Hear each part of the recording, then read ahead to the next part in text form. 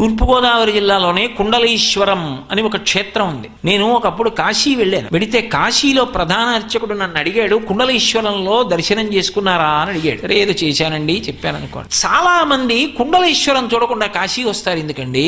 కాశీలో ఉన్న మేము కుండలీశ్వరం దర్శనానికి వస్తాం. అక్కడ ఉన్న వాళ్ళు కుండలీశ్వరం దర్శనం చేయకపోతే ఎలా?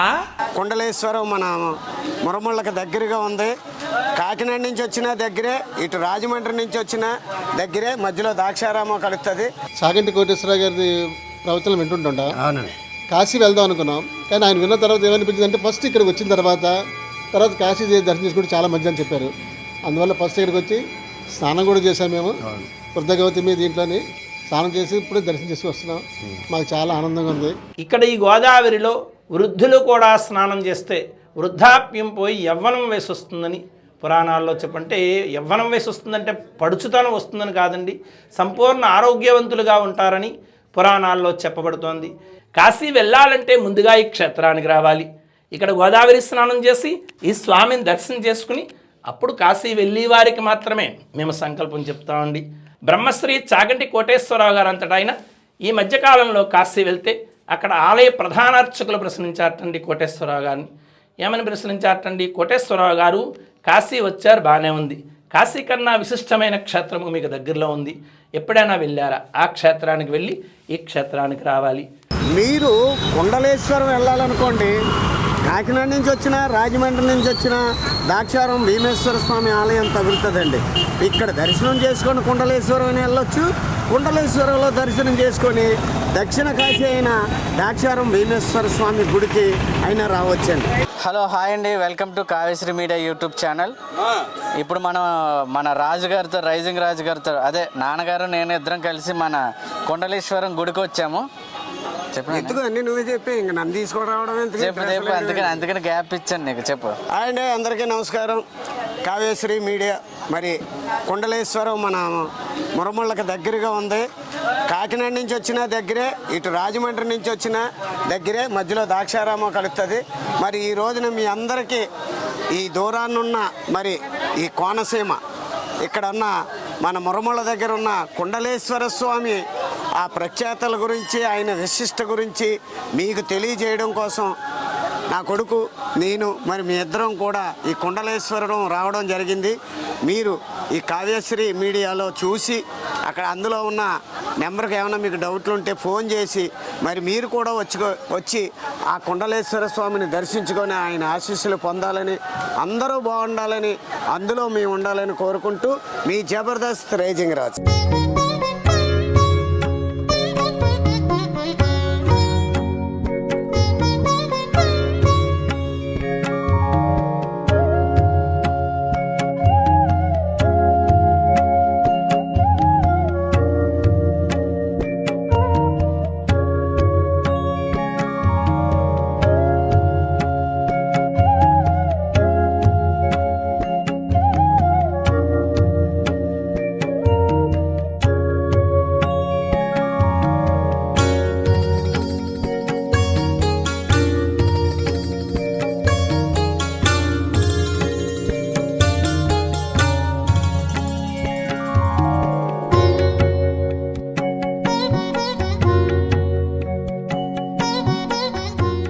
ఈ గుడి ప్రత్యేకత, ఈ గుడి విశిష్టత గురించి మీరు 2 మాటల్లో చెప్తే ఇది జనంలోకి వెళ్తుంది.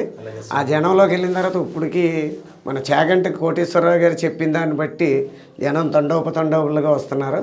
ఆయన చరిత్ర ఏంటి, ఆయన విధానం ఏంటి, ఒక్కసారి మీ మాటల్లో వివరించండి. స్వామివారి పేరు కుండలేశ్వర స్వామి. ఈ గ్రామం పేరు కుండలేశ్వరము. ఇక్కడ ప్రవహించే గోదావరి పేరు వృద్ధగవతిమి నది, మరి ఒక పేరు కుండల తీర్థము. స్వామికి ఆ పేరు ఎలా వచ్చిందంటే, స్వామివారి రూపం చూడండి, పైన గోడాకారం వచ్చి ఈ పక్క ఆ పక్క నొక్కినట్టుగా ఉంటుంది. ఆ గోడుగా ఉన్నదే చెవుకు పెట్టుకునే కుందనాలు, చెవుకు పెట్టుకునే పోగులు, ఇటువంటివి 2. ఈ 2ను కూడా సూర్యభగవానుడు వరుణదేవుడికి 2 మకర కుండలాలు బహుకరంగా ఇచ్చాడు. వరుణదేవుడు సముద్రుడికి బహుకరంగా ఇచ్చాడు. సముద్రుడు గోదావరికి అలంకరించుకోమని బహుకరంగా ఇచ్చాడు. ఈ గోదావరి మాత సముద్రుడితో అంటోందిటండి, నాథా, ఈ 2 కుండలాలు నేను అలంకరించుకోవడం కాదు, ప్రతినిత్యము పూజకు బయట చేస్తే బాగుంటుంది అనగానే అప్పుడు సముద్రుడు అంటున్నట్టండి, ఓ దేవి, పార్వతీ పరమేశ్వరులు ప్రతినిత్యము ఏ ప్రాంతంలో అయితే సంచరించెదరో ఆ ప్రాంతంలో ఈ 2 కుండలాలని కూడా పూజకు బయట చేస్తే బాగుంటుంది అనగానే అప్పుడు గోదావరి మాత అంటోందిటండి, నాథా, మనమిద్దరము ఈ ప్రాంతంలో కలుసుకున్నాం కనుక ఇదే ప్రాంతంలో పార్వతీ పరమేశ్వరులు ప్రతినిత్యము సంచరించెదరు గనక ఈ ప్రాంతంలోనే ఈ 2 కుండలాలని కూడా పూజకు బయట చేస్తే బాగుంటుంది అని చెప్పి ఈ గోదావరి మాత 2 కుండలాలని కూడా గౌతమ ఋషికిచ్చి, మునివర్య, ఈ 2 కుండలాలు ప్రతినిత్యము పూజకు బయట చేయాలి అని చెప్పగానే ఈ గౌతమ ఋషి ఈ కుండలాల్ని ప్రతిష్ఠించాలంటే నదీ స్నానం చెయ్యాలి కనుక ఆయన తీసుకొచ్చిన గోదావరిలోనే స్నానం చేయగానే ఆయనకి వృద్ధాప్యం పోయి యవ్వనం వేసి వచ్చిందటండి. అందుచేత ఈ గోదావరికి ఈ ప్రాంతం వరకు వృద్ధ గౌతమి నది అనే పేరు. ఈ ప్రాంతానికి వచ్చిన తర్వాత యవ్వనం వేసి వచ్చింది కాబట్టి ఈ ప్రాంతం దాటిన తర్వాత గౌతమి నది, ఈ గౌతమి నది ఈ ప్రాంతానికి వచ్చిన తర్వాత గౌతమి నది అని అవడంతో ఇక్కడ ఈ గోదావరిలో వృద్ధులు కూడా స్నానం చేస్తే వృద్ధాప్యం పోయి యవ్వనం వేసి వస్తుందని పురాణాల్లో చెప్పంటే, యవ్వనం వేసి వస్తుందంటే పడుచుతనం వస్తుందని కాదండి, సంపూర్ణ ఆరోగ్యవంతులుగా ఉంటారని పురాణాల్లో చెప్పబడుతోంది. ఈ గౌతమ ఋషి ఈ కుండలాలను రెండింటిని కూడా గోదావరి ఒడ్డునే ప్రతిష్ఠిద్దామని సంకల్పించుకుంటే దేవతలు పలుకుతారటండి యమని. ఒక కుండలము మానవుల కొరకు గోదావరి తీరాన, మరొక కుండలము దేవతల కొరకు గోదావరి గర్భంలోని నిర్మించమని గౌతమ ఋషితో చెప్పగా, ఈ గౌతమ ఋషి మనం ఉన్న ప్రదేశము పూర్వకాలంలో గోదావరి ఒడ్డు. ఈ గోదావరి ఒడ్డున ఈ ఆలయాన్ని నిర్మించి స్వామిని ప్రతిష్ఠించే సమయానికి భూమి మీద మానవ జన్మ లేదుటండి. మానవులు భూమి మీద జన్మించక పూర్వం ఈ ఆలయాన్ని నిర్మించి స్వామిని ప్రతిష్ఠించారు. మరొక కుండలాన్ని గోదావరి గర్భంలో కంచు దేవాలయం నిర్మించి అక్కడ ఒక కుండలాన్ని ఉంచినట్టుగాను, ఆ కుండలానికి నారదాది మహామునులు, ఇంద్రాదష్టదిక్పాలకులు, ఆదిత్యాది నవగ్రహాలు, ఇతర దేవతలు, ఇతర మునులు కూడా గోదావరి గర్భంలో ఉన్న స్వామికి అభిషేకాలు అర్చనలు చేసుకుంటున్నారు. మరి గోదావరి తీరానున్న స్వామికి పూజలు చేయడానికి మానవులు లేరు, ఎవరు చేస్తున్నారు అంటే ఈ దేవతలు మునులే చేస్తూ ఉండేవారు. ఇలా ఎంతకాలము చేశారంటే మానవులు భూమి మీద సంచరించడానికి వచ్చేటంత వరకు కూడా ఈ దేవతలు మునులే చేస్తూ ఉన్నారు. మరి మానవులు ఎప్పుడు వచ్చారు, ఏ కాలంలో వచ్చారు, మొట్టమొదటిసారిగా ఎవరు వచ్చారు అంటే కలియుగం ప్రారంభమైన తర్వాత 4వ శతాబ్దంలో భక్త మార్కండేయుడు వచ్చారు ఇక్కడికి. ఆయన ఈ క్షేత్రానికి వచ్చి ఈ గోదావరిలో స్నానం చేసి ఈ స్వామికి అభిషేకం చేసుకుని ఈ స్వామిని ఆలింగనం చేసుకుని గట్టిగా పట్టుకుని వేడుకుంటూ కొన్ని అష్టకాలు వర్ణించారు భక్త మార్కండేయుడు. ఈ నష్టకాలు వర్ణిస్తే 8వ శతాబ్దంలో ఆదిశంకరాచార్యులు వారు నడిచొచ్చే దేవుడని మనం అనుకుంటూ ఉంటాం. ఆయన క్షేత్రానికి వచ్చి ఈ గోదావరిలో స్నానం చేసి స్వామికి అభిషేకం చేసుకుని భక్త మార్కండేయుడు వర్ణించిన అష్టకాలని లిఖితపూర్వకంగా రాశారు. అవే చంద్రశేఖరాష్టకాలు. చంద్రశేఖరాష్టకాల్లో భక్త మార్కండేయుడు కుండలేశ్వర స్వామిని పట్టుకుని వేడుకున్న శ్లోకము 4వ శ్లోకము. ఇంతకీ కుండలేశ్వర స్వామిని పట్టుకుని భక్త మార్కండేయుడు ఏమని వేడుకుంటున్నాడంటే, కుండలీకృత కుండలేశ్వర కుండలం వృషవాహనం నరదాదిమునేశ్వరస్తుత వైభవం భువనేశ్వరం అంధకాంతతమాశ్రితామర పాదపం మదనాంతకం చంద్రశేఖరమాశ్రయే మమ కింకరశతి వయ్యమః. ఓ కుండలాకారంలో ఉండే కుండలేశ్వర స్వామి, వృషభ వాహనుడు వై ఉన్నావయ్యా, నారదాది మహామునుల చేత అర్చించబడుతున్నావయ్యా. అంధకాంతక రాక్షసులు శివభక్తులను సంహరిస్తుంటే ఆ రాక్షసులను నీవు సంహరించావయ్యా. ఈ యమకింకర నుండి నన్ను కాపాడలేవేటయ్యా కుండలేశ్వర అని భక్త మార్కండేయుడు కుండలేశ్వర స్వామిని పట్టుకుని వేడుకున్నాడు. 15వ శతాబ్దంలో శ్రీకృష్ణ దేవరాయల పరిపాలనలో ఆస్థాన కవిగా శ్రీనాథ మహాకవి ఉండేవారు. ఆ శ్రీనాథ మహాకవి క్షేత్రానికి వచ్చి ఈ గోదావరిలో స్నానం చేసి ఈ స్వామికి అభిషేకం చేసుకుని ఇక్కడ నుండి కాశీ వెళ్ళి ఆయన కాశీఖండాన్ని తెలుగులో రాస్తూ కాశీలో ఉన్న విశ్వేశ్వరుడితో సమానమైన కుండలేశ్వర స్వామి అని కాశీ పురాణంలో రాశారు శ్రీనాథ మహాకవి. అంతేకాకుండా ఈ క్షేత్రం గురించి ఇంకా ఏ పురాణాల్లో వర్ణించబడింది అంటే కాశీఖండము, భీమఖండము, బ్రహ్మాండ పురాణము, గౌతమి గ్రంథము, మార్కండేయ పురాణము, శైవ కళ్యాణ ప్రకరణలోనూ కూడా ఈ క్షేత్రం గురించి వర్ణించబడింది. అంతేకాకుండా శ్రీనాథ మహాకవి వచ్చి వెళ్ళిన తర్వాత ఈ స్వామికి ఎవరు చేస్తున్నారు అంటే మా తరాల వారం మేము చేస్తున్నామండి, మేము 5వ తరం వాళ్ళం ఈ క్షేత్రంలో చేయడం అన్నది. అయితే కాశీలో ఉన్న గంగాదేవి, ఆవిడ రూపం ఎలా ఉంటుందటండి, హంస ఎంత తెల్లగా ఉంటుందో అంత తెల్లటి గంగా జలాలు. అయితే కాశీలో ఎన్నో వేల మంది భక్తులు వెళ్ళి స్నానాలు చేసి పాపాలు వదలడం వల్ల తెల్లగా ఉండవలసిన గంగా జలాలు కాకి ఎంత నల్లగా ఉంటుందో అంత నల్లగా తయారవుతున్నాయటండి. ఈ గంగాదేవి ప్రతిరోజు ఈ పాపభారం మోయలేక ప్రతిరోజు కూడా రాత్రి సమయంలో కాకి రూపం దాల్చి ఈ గోదావరి తీరానికి వచ్చి గోదావరిలో స్నానం చేసి పాపాలన్నీ ఇక్కడ వదులుచుకుని కాకి రూపాన్ని ఇక్కడ వదిలిచేసి హంస రూపం దాల్చి మరలా కాశీ వెళ్తుందటండి.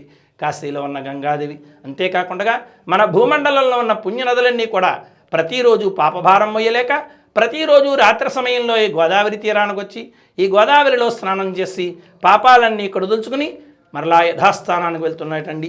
అలాగే ఈ ఆలయానికి వచ్చే భక్తులందరూ కూడా ముందుగా గోదావరి స్నానం చేసి స్వామిని దర్శనం చేసుకుంటున్నారు.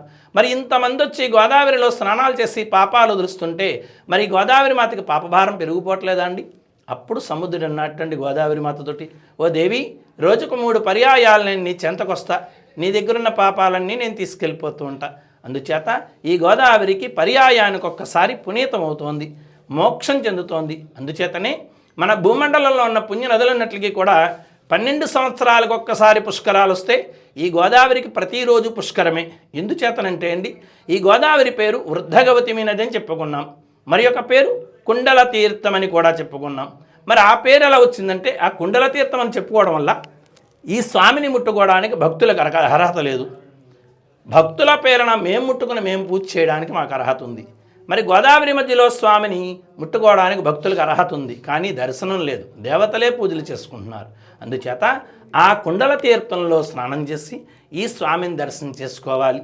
అందుచేతనే ఈ కుండల తీర్థానికి మరొక విశిష్టత ఉంది. అదేమిటంటే, ఒక్కసారి ఈ కుండల తీర్థాన్ని మన కంటితో చూసినా, మన చేతులతో తాకినా, ఒక్కసారి స్నానం చేసి స్వామిని ఒక్కసారి దర్శనం చేసుకుంటే ఒకేసారి 10,000 గోవులు దానం చేస్తే ఎంత ఫలితం దక్కుతుందో అంత ఫలితం దక్కుతుందండి. అంతేకాకుండా మరొక విశిష్టత ఉందండి కుండల తీర్థానికి. అదేమిటంటే, రోజుకు 3 సార్లు రుచి మారుతూ ఉంటుంది, టేస్ట్ మారుతూ ఉంటుంది. అదెలాగంటే, ఇప్పుడు వెళ్ళి స్నానం చేశారనుకోండి, ఉప్పదనం వచ్చిందంటే సముద్రుడు గోదావరి దగ్గరికి వచ్చాడు, మరలా 3 గంటలు పోయాక 4 గంటలు పోయాక మరలా వెళ్ళి స్నానం చేస్తే చప్పదనం వస్తే కనుక గోదావరి సముద్రంలో కలుస్తుంది. అలాగే ఈ గోదావరికే రుచులు మారుతూ ఉంటాయి. మరి మన భూమండలంలో ఉన్న పుణ్యనదులు, కాశీలో ఉన్న గంగాదేవికి ఒకటే రుచులు మారవు. ఎందుచేతనంటే ఈ నదులన్నింటి దగ్గరికి కూడా సముద్రుడు వెళ్ళడు. అందుచేతనే ఈ నదులన్నీ కూడా ఈ గోదావరి తీరానికి వచ్చి ఇక్కడ సముద్రుడిని కలుసుకుని వీళ్ళ దగ్గర ఉన్న పాపాలన్నీ సముద్రుడికి అప్పచెప్పి మరలా యథాస్థానానికి వెళ్తూ ఉంటాయి. అందుచేత ఈ కుండల తీర్థానికి అంత విశిష్టత.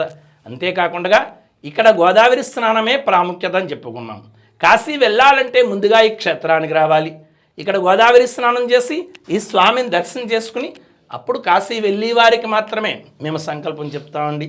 ఆ సంకల్పం చెప్పించుకుని కాశీ వెళ్ళి కాశీ నదిలో స్నానం చేస్తేటండి కాశీలో ఉన్న గంగాదేవి అంటుందటండి ఏమని, ఈ భక్తులు వాళ్ళ పాపాలు అక్కడ గోదావరిలో వదులుచుకుని నాకు పాపభారం తగ్గించారు, తక్షణమే వీళ్ళకి శివసాయుధ్యం కలగాలిగా కాని వరమిస్తుంది కాశీలో ఉన్న గంగాదేవి.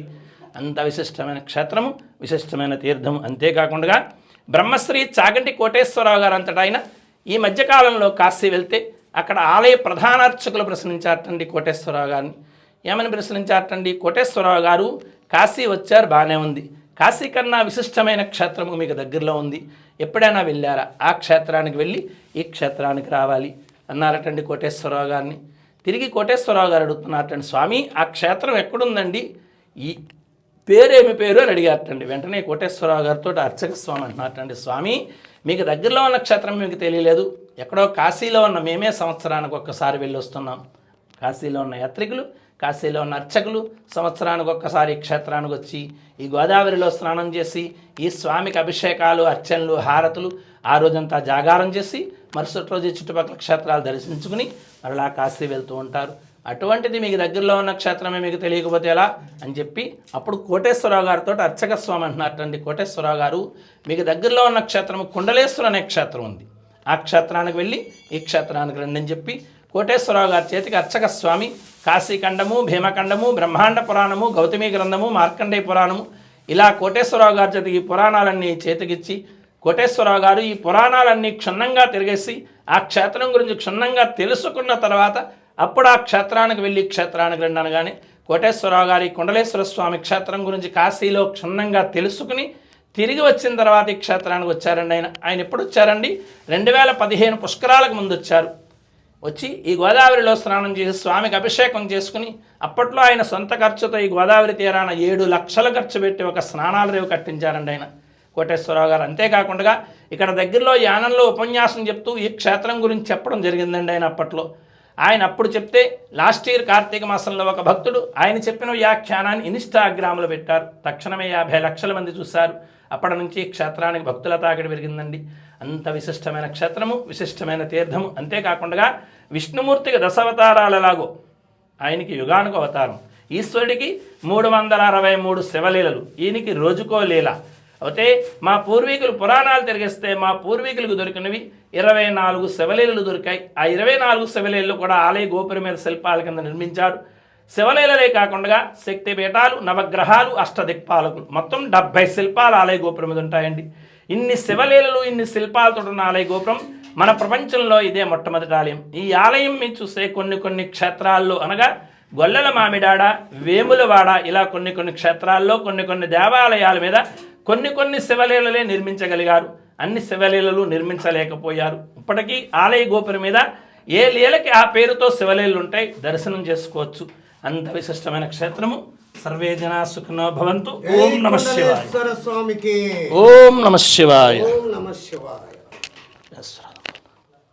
సానుకూల్యత అనుకూలకార్యం. మీ పేరు? సార్ నా పేరు వానపల్లి ఈశ్వరరావు అండి. ఏ ఊరండి? మాది అనకాపల్లి అండి. అనకాపల్లి. అనకాపల్లి నుంచి కుండలేశ్వరం వచ్చారు. అవును సార్. మీరు తెలిసి వచ్చారా లేకపోతే ఎవరి ద్వారానన్నా తెలుసుకొని వచ్చారా? అసలు ఇక్కడ రావడానికి కారణం ఏంటి? అంటే యాక్చువల్గా మేము చాగంటి కోటేశ్వరరావు గారి ప్రవచనం వింటుంటా. అవునండి. కాశీ వెళ్దాం అనుకున్నాం, కానీ ఆయన విన్న తర్వాత ఏమనిపించింది అంటే ఫస్ట్ ఇక్కడికి వచ్చిన తర్వాత కాశీ దర్శనం చేసుకుంటే చాలా మంచి అని చెప్పారు. అందువల్ల ఫస్ట్ ఇక్కడికి వచ్చి స్నానం కూడా చేసాం మేము. వృద్ధగవతి మీద దీంట్లోని స్నానం చేసి ఇప్పుడే దర్శనం చేసి వస్తున్నాం. మాకు చాలా ఆనందంగా ఉంది.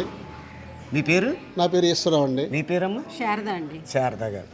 చూసారండి, మరి అనకాపల్లి, వైజాగ్ పక్కన ఉన్న అనకాపల్లి దగ్గర నుంచి కూడా ఈ చాగంటి కోటేశ్వరరావు గారు ఆయన చెప్పిన విధానం కూడా చాలా బాగుంటుంది అన్నమాట.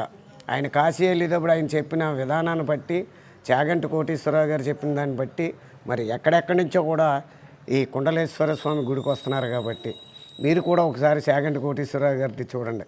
నమస్తే అండి. మీ పేరు? నా పేరు జీవి రత్నం అండి. ఇది జీవి రత్నం. మీ ఏ ఊరండి? విశాఖపట్నం నుంచి వచ్చాను. వైజాగ్ నుంచి కుండలేశ్వర స్వామి గుడి. అవునండి. మరి ఇక్కడికి రావాలని, ఇక్కడికి వెళ్ళాలని మీకు అనిపించిందా? ఎవరైనా చెప్తే వచ్చారు? చెప్పారండి, చాలా మంది చెప్పారు. ఇక్కడ రాజమండ్రిలోనేమో మా పెద్దక్క గారు ఉన్నారు. పెద్దక్క చూస్తేనేమో ఇలా అందరినీ వెళ్దాం ఈ గుండెలకి, ఇది గుడి కుండలేశ్వర స్వామి గుడి ఉందంట. ఒక కుండలో లేదు, ఒక కుండలో ఉంటుందని చెప్పేసరి నేను స్టోరీ వైజ్ చాగంటి వారు చెప్పడం నేను విన్నాను. అది వినడం వల్ల నేను మళ్ళీ రాగలిగాను. అక్కడికి చెప్పగానే అందరం వెళ్దామని చెప్పాను. అందరూ కలిపి ఒక దర్శనం చాలా బాగా జరిగింది. చూశారు కదండి. మరి వైజాగ్ నుంచి కూడా ఈ స్వామి గుడికి, కుండలేశ్వర స్వామి గుడికి వారి ద్వారా తెలుసుకొని, మహిమలు తెలుసుకొని మరి కాశీ కంటే ముందు ఇక్కడికి వెళ్ళాలనే సంకల్పంతో మరి ఇక్కడ కూడా వచ్చి వెళ్తున్నారు. ఎక్కడెక్కడి నుంచో మీరు కూడా ఒకసారి వచ్చి ఆ స్వామిని దర్శించుకోండి. ఏ ఊరండి మీది? రామచంద్రపురం అండి. రామచంద్రపురం నుంచి వచ్చి ఇప్పుడు ఎక్కడ ఉంటున్నారా? ఇప్పుడు అమలాపురం అండి. అమలాపురం ఉంటున్నారా? మరి ఈ కుండలేశ్వర స్వామి గుడికి రావాలని మీకు ఏమనిపించింది? లేకపోతే ఎవరైతే చెప్పితే వచ్చారా? ఈయన మహిమల గురించి తెలుసుకొని వచ్చారా? ఎప్పటి నుంచో అనుకుంటున్నాం సార్, కానీ ఎప్పుడూ అవ్వలేదు. మేము హైదరాబాద్లో ఉండడం వల్ల, అమ్మగారు కూడా మాతో ఉండడం వల్ల అవ్వలేదు. కానీ అందరూ చెప్తుంటే విన్నాము మేము, చాలా మహిమగల శివుడు అనేసి. అందుకే ఈసారి పండక్కి రావడం వల్ల ఇలా వద్దామని అనుకుని ఈరోజు రావడం జరిగింది. వచ్చి దర్శనం చేయించుకోవడం జరిగింది. ఈ దర్శనం ద్వారా మీ దర్శనం కూడా అయ్యింది సార్. మీరు మా నాన్నగారు చిన్నప్పుడు స్నేహితుడని ఆయన ఎప్పుడూ చెప్తూ ఉంటారు. కానీ ఈరోజు నిజంగా మీ నోటి ద్వారా వినడం మాకు చాలా ఆనందంగా ఉంది. మాకు చాలా ఆనందంగా ఉంది సార్. నిజంగానే మీరు అంత పెద్ద స్థాయిలో ఉండి కూడా పలకరించి, ఎంత ఆప్యాయంగా పలకరించారంటే మమ్మల్ని, నిజంగా చాలా చాలా ఆనందంగా ఉంది. ఈరోజు శివుడి దర్శనం ఒక ఆనందం అయితే, మీరు పలకరించింది ఇంకా చాలా. నాకు కూడా చాలా ఆనందంగా ఉందండి. నా పెళ్ళైన దగ్గర నుంచి ఆయన నేను చెప్పుడు నా ఫ్రెండు అని టీవీలో అస్తమానం చెప్పేవారండి. చెప్తే నేను ఎప్పుడు చూడాలనుకునేదాన్ని. మా ఇంటి ఎదురుగుండగానే వారు ఉండేవారు. ఎప్పుడు టీవీలో చూసినా నా ఫ్రెండ్ అడుగో, నా ఫ్రెండ్ ఇదిగో అని అస్తమానం చెప్పుకుని హ్యాపీగా ఫీల్ అయిపోయేవారండి. ఈరోజు కళ్ళారా చూసినందుకు ఆ దేవుడు దర్శనం ఈయన కలిసినందుకు నాకు చాలా సంతోషంగా ఉందండి. నాకు ఆనందంగా ఉందండి. నా స్నేహితుడిని కలవపోయిన ఆయన భార్యని ఆయన కూతుర్ని కలవడం కూడా నాకు ఆ కుండలేశ్వర స్వామి కల్పించిన అవకాశంగా భావిస్తున్నాను. నమస్కారం అండి. మరి ఇలాంటి వీడియోలు ఎన్నో చూడాలనుకుంటే మీరు వెంటనే మా కావ్యశ్రీ మీడియాని సబ్స్క్రైబ్ చేసుకోండి, లైక్ చేయండి, సపోర్ట్ చేయండి. నన్ను జబర్దస్త్లో ఎలాగైతే ఆదరించారో మా అబ్బాయి మా మనవరాళ్ళ పేరు మీద పెట్టిన కావ్యశ్రీ మీడియాను కూడా సపోర్ట్ చేస్తారని మనస్ఫూర్తిగా కోరుకుంటూ మీ జబర్దస్త్ రేజింగ్ రాజు.